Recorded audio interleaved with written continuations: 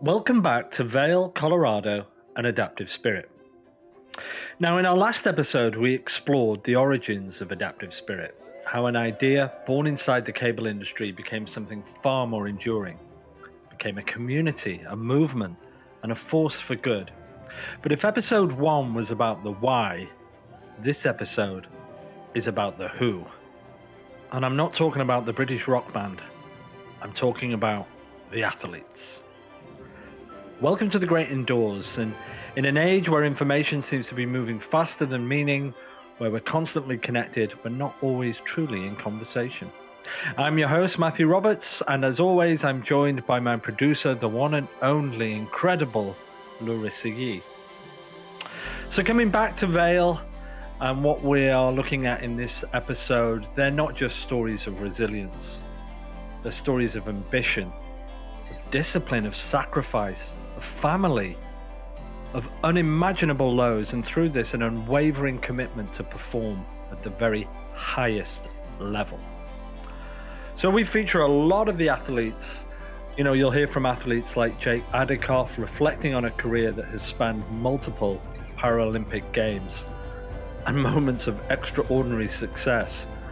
From competitors such as the charming Sailor O'Brien, navigating the emotional realities of elite performance and where mindset can matter just as much as results. And from emerging voices like Audrey Crowley at the beginning of their Paralympic journey, already thinking about what comes next. All these conversations were just incredible. Ravi Drugan, his story stayed with both Larissa and I, still with me right now. Not just because of what he's achieved, but because of how he sees the world. A perspective shaped by incredible challenges, but grounded in something remarkably simple. To live fully, to embrace the moment, and to take whatever life presents and make something of it. And I'll be unequivocally honest here. The conversations in this episode affected me more than I ever expected. There are moments in conversations like these where the distance between myself, the interviewer, and the subject simply disappears. When you stop thinking about the next question and start reflecting on your own perspective.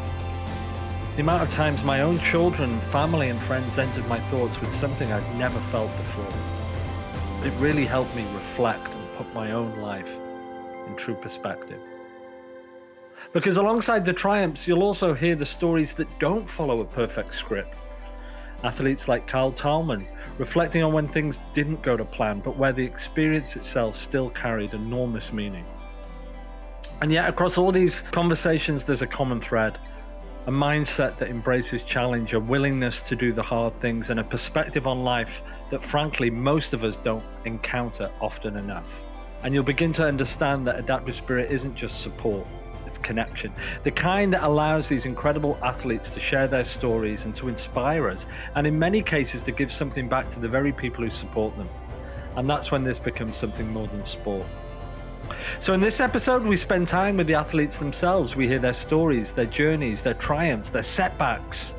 And in doing so, we begin to understand not just what they do, but who they are. Audrey Crowley from Team USA Alpine was a breath of fresh air.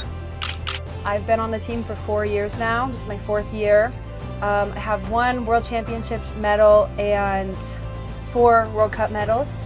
I'm here to Adaptive Spirit. Thank you. I'm here to Adaptive Spirit just to, raise awareness about our sport, raise money for our sport, meet all these incredible people here, get to hang out with my teammates and other friends. And I love being here. Every year it gets more and more fun, I think. Yeah, awesome. Sailor O'Brien from Team USA Alpine was utterly charming.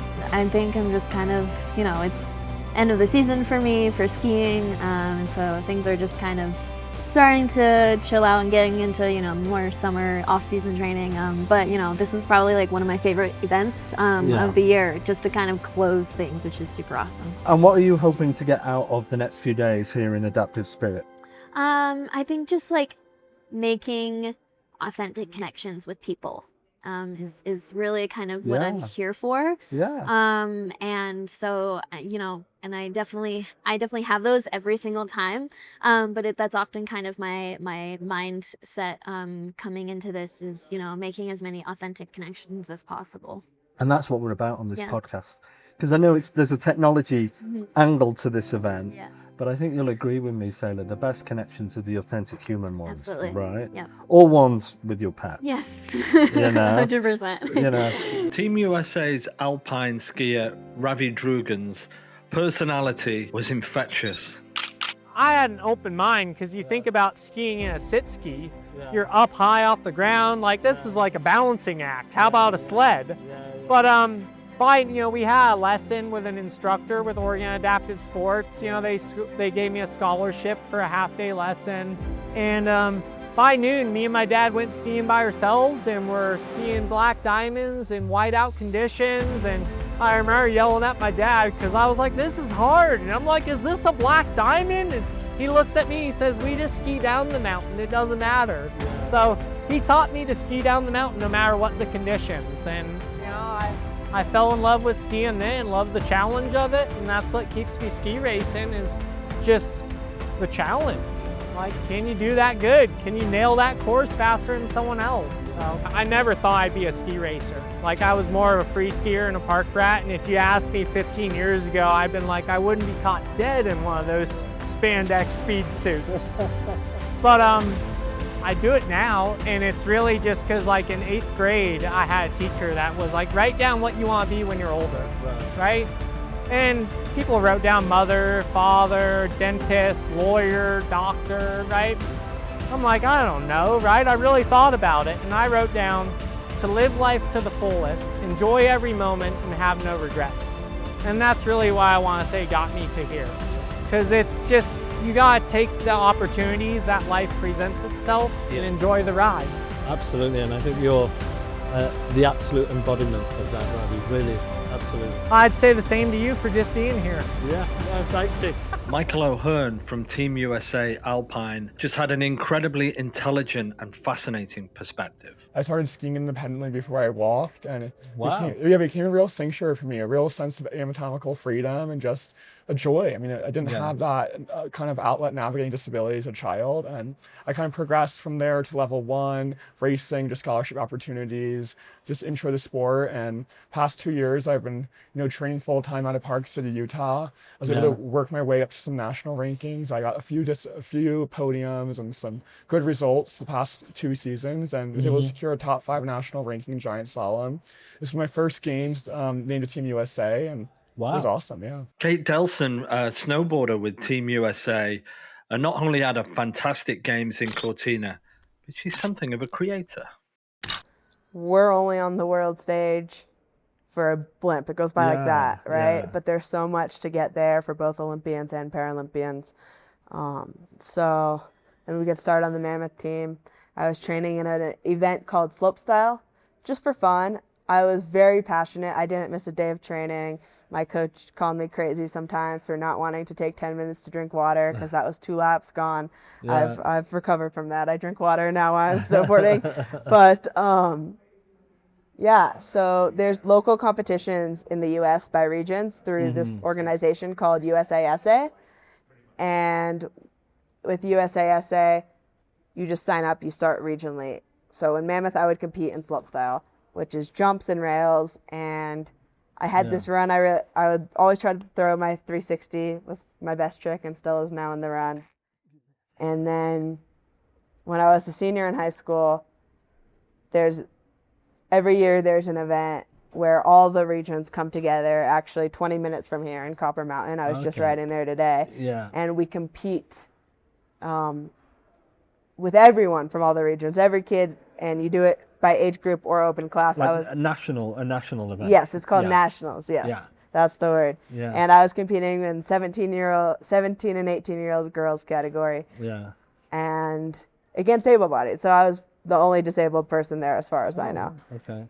And I went there and I landed my run. It was a front 3, back 3, grab, and then probably a 50-50 and a board slide on the rails.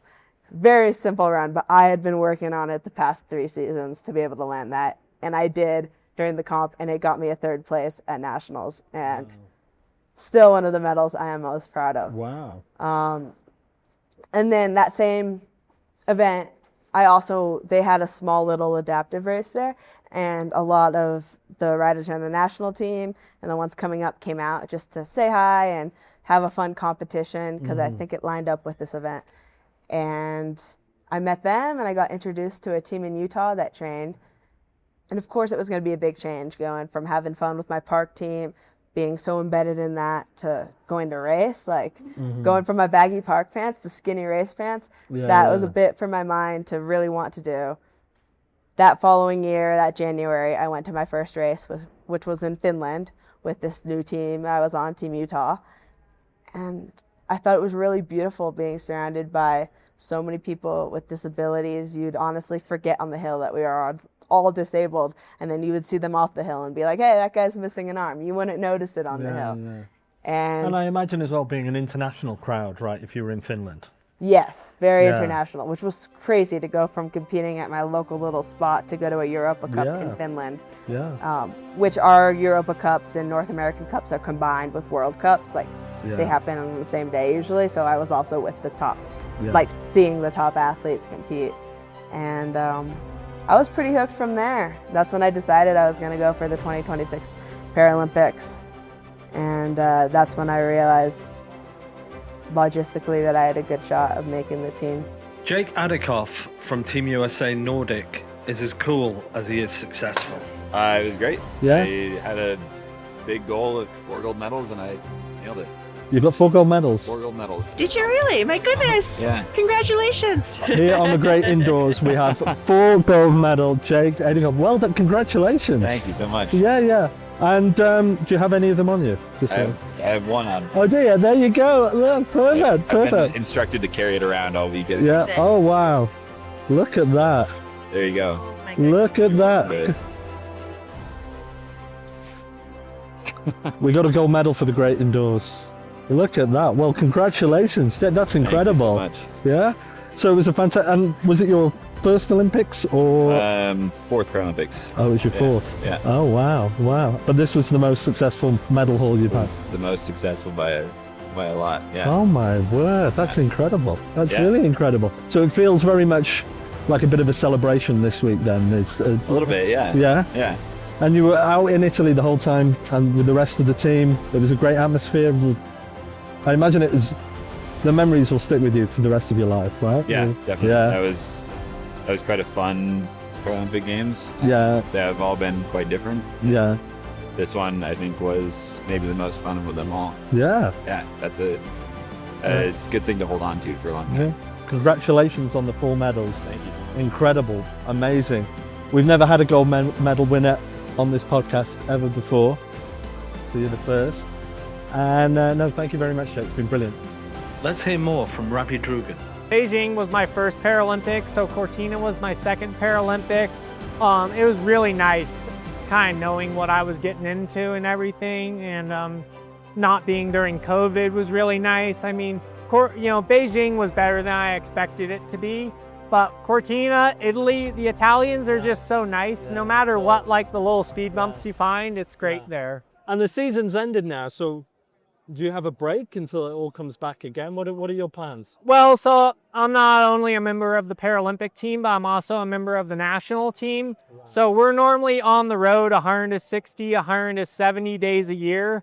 So for instance, last season, about this time, we just are focused on S&C and gym time. And then August, we were down in South America training, and then again in September. So my season started last year in August with training, and then we race a full Paralympic or a full Para World Cup season. So it gets busy. So we only get a lot of time to train in the winter, and it's just... But it's fun, right? There's moments that are really fun, and there's moments you have to appreciate the journey and the travel and just, the challenge. You don't always do something because it's easy. You got to do something because it's hard. But it's when you do those hard things that you feel so much more rewarded at the end. Yeah. Like going back to Cortina, the downhill. Yeah. I raced that hill 2 years ago, the exact same course, right? I probably skied that hill like 12 times now. Yeah. And every time, no matter how much fun it is, or you get to the bottom and you're like, yes, that was awesome. You get to that start and you're like, all right, what did I sign up for? All right, I can do this again today. Yeah, I mean, part of ski racing isn't just to be fast, it's also to enjoy the journey and to have the life experiences to make you a better person overall. Here's Sailor O'Brien again. Cortina was amazing. It's one of my favorite venues, and I've raced there a couple times previously to the games, and so there was a sense of familiarity as well going into it.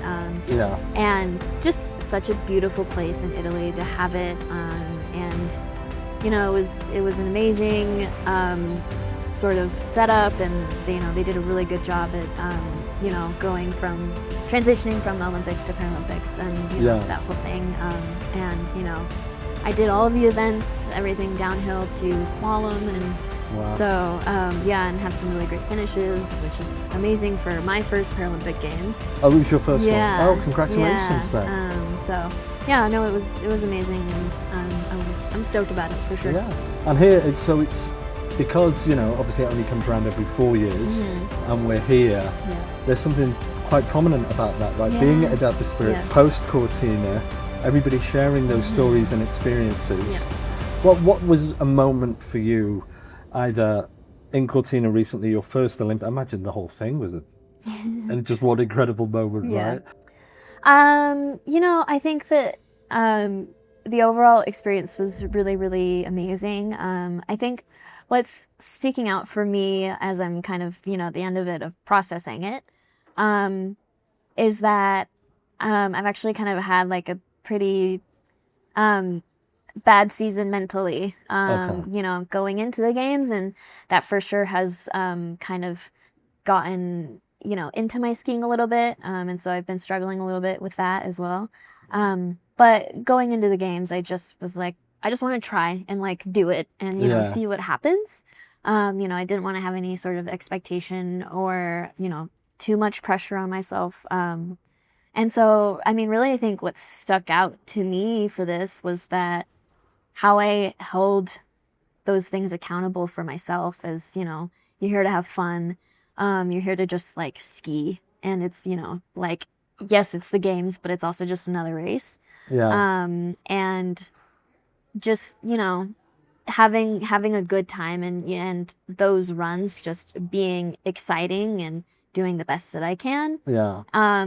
And so I think, what stuck out was, how I kind of did that throughout the games and the mindset that I had and what that created for me. Wow. And is there a coming together of the USA team? Does it feel like a family? Does it? Yeah. I imagine it must do. It does, for sure. Yeah. I mean, I think, at the games, we had, at least at the Cortina Village, we had the three sports there at that venue. So we were only able to kind of be with those people and, not the entirety of Team USA. But the, sports and other teams that we were with, we were all just sitting together, at dinner, lunch, and breakfast, and having chats and, just kind of talking to each other about our sports and teaching each other things and learning.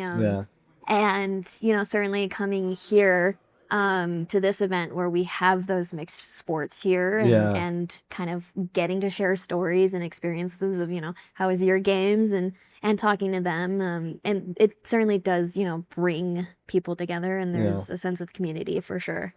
And this might be a strange question, but I love that. I'm British. I live in Canada. I'm Canadian as well. Yeah. Who is the arch rival of the US Paralympic team? Oh. Who do you love to beat? Or is there one? I mean, not really. I think that, the US isn't a, ski racing country. And so in a lot of ways, it's just the entirety of Europe is kind of the rival. I see. It's more so of just, we are kind of the underdogs in this sort of space and environments in our sport. And so it's quite tough to kind of be up against everybody else too. But there's a good friendly atmosphere between the other 100%. countries, right? It's super awesome, friendly.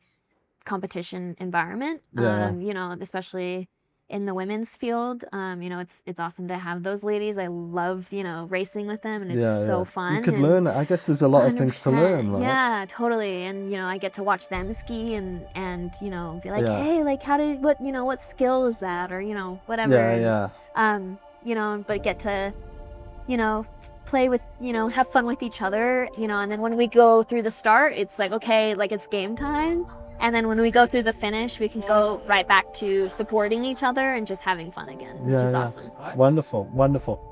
Audrey Crowley reflected on the impact her first Paralympic Games had on her. It's always been the goal to go to the Paralympics and eventually win a Paralympic medal. So this was step one, like go to my first games, and I think I learned a lot. It's a pretty crazy experience. Like you don't really know what it's going to be like until you're there. But it was also really fun, and I can't wait to like have 4 years to learn from that time and be even better the next time.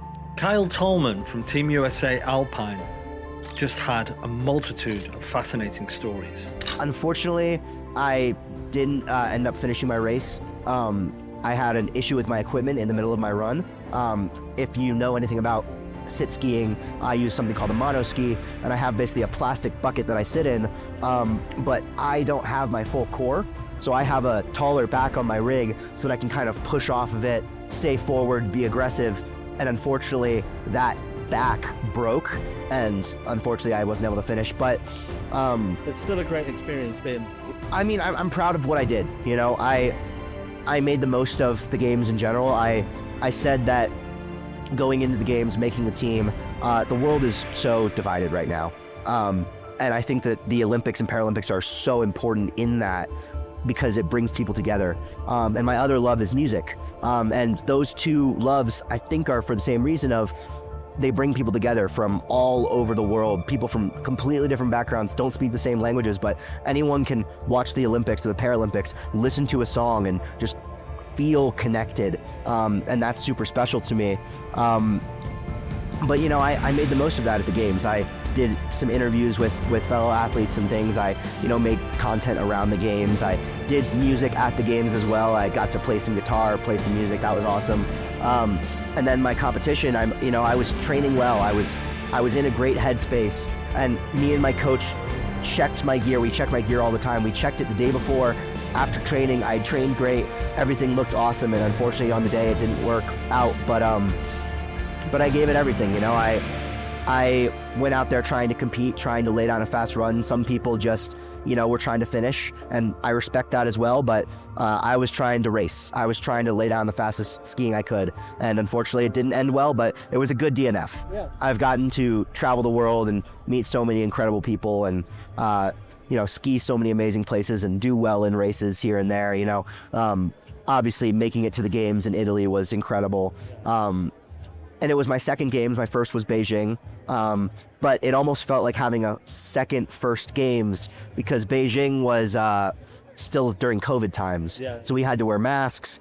In the dining hall, we were all separated by plastic dividers, and this one was just so much more social. Like the feeling of togetherness was so incredible, and I loved it. Being in Cortina, it's a beautiful city. The Dolomites are incredible. All the volunteers I met there were amazing. That experience was just the culmination of all of the hard work over the last few years, you know. What I've learned talking to people, especially volunteers at the games and at our races and things, is that the parasite is so important because we've all been through something, you know. It's all different experiences. Some people are wounded warriors who were injured in combat. Some people, like me, were injured when I was young, like around 2 years old. Some people were born with it, but we've all been through something. We all have challenges, and because of that lived experience, we all, I think, just have that, like, want to be around people and to bring people together. And you know, like, I've been helped by so many people from other countries throughout my career. The Chilean team comes to train in Colorado quite a bit, and their coaches have helped me so much over the years. The New Zealand team, their coaches have helped me so much over the years, coaching me when they didn't have to. And when I was in Beijing, actually, on a sit ski, we have 2 shocks, like motocross shocks, or we have a shock that kind of acts like our knees. I brought 2 to the games. Both of them blew at the games. And I went to my coaches and they looked at me and they were like, we can't help you. And so I wouldn't have been able to race, but I had trained with some of the Japanese team before. I speak just a little bit of Japanese. They spoke a little bit of English, and my rig was a Japanese rig, and I went to them and I was like trying to, work with them, and thankfully they had a technician from the shock company, and not asking anything in return, they Frankensteined my 2 shocks together and got me on the hill to compete at the games and against their own athletes, and that's so special. That's something that you a lot of times wouldn't even see at the Olympics, It's something I think is specifically about the Paralympics, that we all just want to help each other. And at the end of the day, we're competing against each other, but it's my own performance that's going to win me a medal, that's going to put me on the top of the podium or get me anywhere close. And it's the same with them. Like, if their performance isn't good enough that day, if my performance is better, everyone's like, yeah, you skied better, and that's just special because everyone's there to help each other as well and bring people together. Here's Michael O'Hearn again. It was my first games, and it's the thing I take the most pride in. This has been something I've been working towards for, almost 2 decades now, and it really is my sanctuary, my happiest place, my introspection. I think it's, perfect blend of calm and chaos, and just where I feel the most free. So to represent, a story of perseverance, tenacity, grit, alchemy, and pride, in real action with real results, that means the world to me, to kind of showcase adaptive excellence, put us on the map, and represent, disability excellence in sports. And so it was a phenomenal experience. It was my first game, so it didn't go too well for me. It's kind of my Paralympic debut in the World Cup, World Champ level. I just qualified earlier this season, so I couldn't really shake the nerves. I currently have a torn ACL, so it was not my best result, or in how I really ski in qualifying events. But I was proud to just be there. And but it's just the beginning. But it's just the beginning. It is just the beginning. New chapter for both of us, and we're super stoked for future cycles. Yeah. Let's hear again from Kate Delson. So first we went to Austria and we did a training camp. We just ripped around and had so much fun riding in Austria. We even signed up for a local bank slalom race. Oh, really? Where we just had just the time, as the whole team cruising before the big show. And then we go to Venice, we do the whole welcome experience, and it was crazy. I've never been showered with so much attention and clothes and items. Yeah. And then we show up in Cortina for the games. It becomes real by the first day, our first qualifications race. I was like, holy crap, we're here with my teammates, one of whom I started. One of the girls whom I did the first race in Finland with. We were both becoming Paralympians together the first time. And then my other teammate I was competing with, Brenna, who I was just 3 years prior here in Colorado. I was starstruck when I first saw her. Oh, really? And here I was racing with her at the Paralympic Games. Oh, wow. So Brenna was like a hero, like your role model. Oh, yeah. As soon as I learned about the Paralympics, snowboarding, she was the first name that popped up. So I was like, that's Brenna Huckabee right there. Yeah. She was standing right there, and I was like, hi. Oh, that's really cool. That's really cool. I won 2 medals at the Paralympic Games. And wow, congratulations. Thank you. And my family, I say I won, but I'm supposed to say we won, is how I think about it in my head. Do you know what? You raised such a good point, because, and this is what I've got from these few days, from speaking with a lot of the competitors, the family plays such a huge part in your success. Yes. Right? And we saw your family feature heavily in the opening video on the opening night. That's how you feel, like you feel that a lot of your success you can attribute to their support. I mean, to my parents, 100% of my success I can attribute to them, because they made me. And I think about it a lot, how they helped me get here. Whether, like, you could look at a service level, what they let me move to Mammoth. They paid for me to be on the Mammoth snowboard team when I was growing up. Like, that's service level. But then I look like, why was I so passionate that I wanted to be on the Mammoth team, that I came to training every day? And it's because my parents were so passionate about what they do. in their prospective fields. And I grew up observing that and being loved by people who are like that and surrounded by that constantly. So watching them be here and watching them watch my video, like, that's what's cool. Do they Like, get emotional? I bet they get super. my dad I was obviously not really watching, but when I got my first medal, one of my mentors was filming him, and he tells me now, he just flashed back to when he was a kid watching the Olympics and the medal ceremony, and now he's watching his own daughter, and it was like really cool in the crowd, especially for my second medal, because they were able to actually get in there.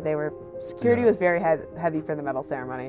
It's like, but for the second medal, they had fixed the process, and my parents were right there, and my family and my friends, and I got to just make eye contact with them while I was standing on the podium. And when it comes to personalities, they don't get bigger than Patrick Holmgren from Team USA Alpine, silver medal winner in Cortina, and donning quite a fantastic tracksuit for the great indoors. Oh, this whole thing? I got it out of the back of my closet. And let's talk about this little thing here. Oh, this silver medal here? Yeah. Yeah, they went back to pure silver, so it's nice and heavy. It's like almost half a kilo, you know. And this is from Cortina recently. Yeah, from 2026. Was this was that your first Paralympic Games? Or it was my second Paralympic Games. First one doing the speed events, which suit me better. Yeah. And really the first time I knew I could be competitive, maybe. It was a stretch too. Right. I'm probably 2 years away from my peak. Yeah. Of really like being like, all right, I got to win. I got to do good, you know, but the sport run, whatever. It's not about the medals, but I do play to win. Yeah. And I'm a realistic. Yeah. And I knew it would be a far shot to be competitive this year, but I cracked it. And like I was saying, I swear I could feel the love from all the people, specifically at this event, Adaptive Spirit. Well, they give me money that make it possible. The 11 years have developed my character into the man I always dreamed of. So I feel the exact same every day. Winning that medal was just a Tuesday for me, but for my parents to be there, for my mom to see the person who I've grown into over these 11 years, living in a caravan and you know, doing everything I can, working 3 jobs, and oh my God, it was so good. Yeah. But yeah, it was crazy because, you know, I'd just been trusting that process for all season, and you know, just been doing bad, having really bad crashes, physically beat up, mentally beat up. My really good mates who I usually roomed with broke his neck before the season. He just gone all season. Yeah, it was like the worst. And in hindsight now, it's like, I was at like the lowest of my life. Yeah. And then all of a sudden, shooting up to my parents' first international competition, seeing my dad in Italy, never been to Europe. Oh, really? He was just obsessed with the little moped trucks.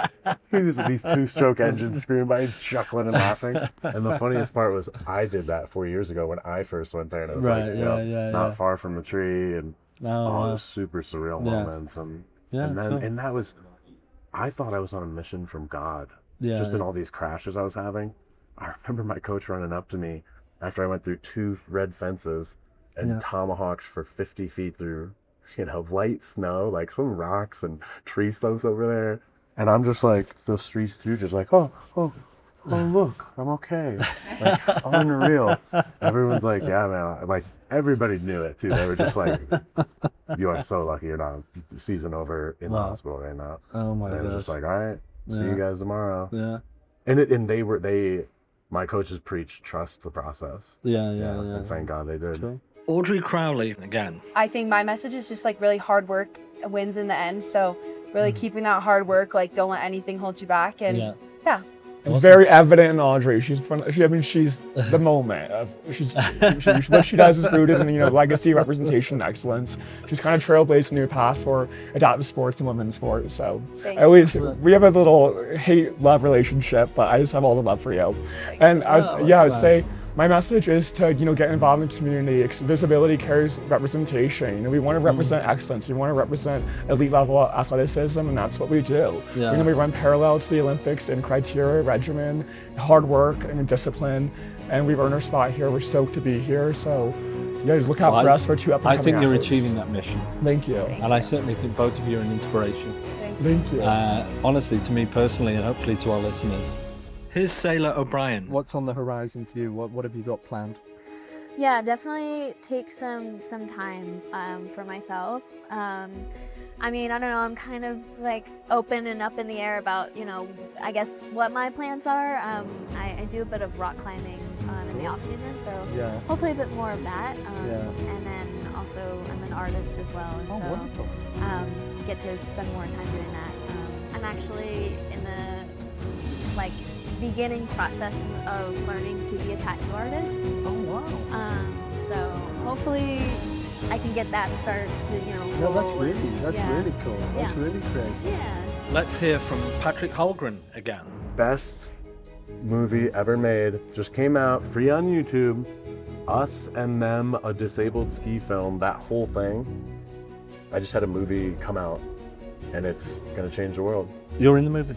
Me and my 3 mates made this movie. It took us 7 years from COVID. It's the first ever fully disabled made, shot, directed, produced movie. Okay, we're going to check it out. It's so good. We're going to promote that for sure. Yeah, my 3 mates from New Zealand, all on sit skis, all filmed in New Zealand where they did Lord of the Rings. Have you guys heard of Lord of the Rings? I've read the books as well, Oh, well, you have to see the landscape. Don't worry, I've got it for you in my movie. But it's turned into this beautiful thing where I saw them grow and get interested in things, have this hobby that they've mastered.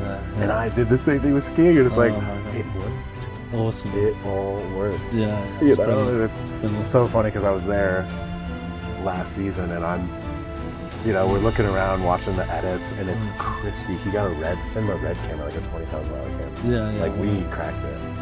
And we're looking at these shots and editing them, and we're like, we did it, boys. We cracked it. We're rich. We're gonna be rich. Or we were saying we're gonna be rich. Yeah. But I'm looking around, and I'm like, we are rich. Yeah, exactly. This is the best part. That's it. We're all in the room. He's got screens he's built up. We're looking at these edits. Yeah. And I don't know all I did was move wheelchairs. Yeah. Really? and mess stuff up. Honestly. I almost ruined the film twice. Yeah. Right. And oh my God, it was the most beautiful thing I've ever been a part of. Let's hear again from Kate Delson. So, my passion, when I was originally on the Mammoth snowboard team training in Park, I pretty quickly realized that pretty low chance I could become a pro in slopestyle. I disagree with that right now. I think I believe in myself a lot more now than I did back then. But I was like, okay, how can I be involved with the snowboard world? And what I did was, I could be a filmer. I just need to get good enough to go off big jumps with cameras. Yeah. So, but I've got all the accessories for the GoPro. Yeah, I can put it on my head. I can put it on my chest. There's lots of different. There's so many different accessories that you can buy to do this stuff. It's crazy nowadays. This whole podcast is being filmed by action cameras. That's it. That That's is what it's pretty, all about. That's what it's all about. Cool. And so have you made any and put anything out there? Yeah. I made the thing I'm most proud of, which still is I made it in sophomore year of high school, I think. Right. I was just this short 5 or maybe less documentary about the adaptive program in Mammoth Lakes. Other than that, I just have fun on social media, making little reels and on Instagram. Yeah, that's fun. And then I don't usually do that good, but I enjoy it. It's editing snowboard clips, whether it's mine or my friends, is really fun. Are you using any AI tools to help with your creations? AI is embedded in everything pretty much. So I just have AI do stuff for me. It'll mask out when I'm editing photos. It'll just mask out the subject, or it'll mask out the background, and it can track in videos. That's really cool. Because this was all created on AI, and then we turned it into a video. Yeah, I noticed using this. Yeah. I was like the great indoors, and then you see this person outside, and then I was looking closely, and I saw the prosthetic leg. I was like, that's really cool. I have fun with AI for sure. Yeah. And so, as we come to the end of this episode, what stays with you isn't just what these athletes have achieved. It's their mindset, the discipline and the perspective, and the ability to keep going even when things don't go to plan. And as I said in my intro, I'll be honest, this one stayed with me. Because moments like these don't just inspire, they recalibrate. And they've changed how you see the challenge, how you define effort, and perhaps what you choose to value. And that's what makes this more than sport. So that's episode 2, and in the next episode we turn to the people behind all of it. All of it, the industry that supports it, sustains it, and shows up, the families, the crews, the board members, more athletes, and they do it year after year. Until then, this has been The Great Indoors.